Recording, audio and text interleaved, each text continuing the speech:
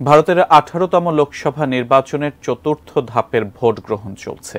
তবে সোমবার ভোট উপলক্ষে অন্ধ্রপ্রদেশের একটি কেন্দ্রে মারধর ও হট্টগোলের ঘটনা ঘটেছে। এছাড়া পশ্চিমবঙ্গের একটি কেন্দ্র থেকে প্রিজাইডিং অফিসারকে সরিয়ে দিয়েছে নির্বাচন কমিশন।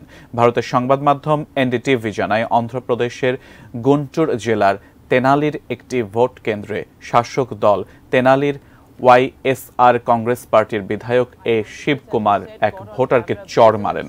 তাকেও পাল্টা চড় মারেন ওই ভোটার। সঙ্গে সঙ্গে তার সমর্থকরা ওই ভোটারের ওপর ঝাঁপিয়ে পড়েন। এ ঘটনার 10 সেকেন্ডের ভিডিও ভাইরাল হয়েছে। ভিডিওতে ভোটের লাইনে দাঁড়িয়ে থাকা বেশ কয়েকজনকে এই মারধর থামানোর চেষ্টা করতে দেখা যায়। এদিকে বীরভূমের ইলামবাজারের 25 নম্বর বুথ থেকে সরিয়ে দেওয়া হয়েছে প্রিজাইডিং অফিসারকে। ওই বুথে তৃণমূলের বিরুদ্ধে ভোটারদের প্রভাবিত করার অভিযোগ উঠছিল। ওয়েবকাস্টিং ও সংবাদ মাধ্যমগুলোর ক্যামেরায় ধারণ করা ভিডিওতে দেখা গেছে ভোটারদের ধরে ধরে বুথের ভেতরে নিয়ে যাওয়া হচ্ছে। এমনকি ভোটারদের সঙ্গে ইভিএম এর সামনে পৌঁছে যাচ্ছেন কেউ কেউ।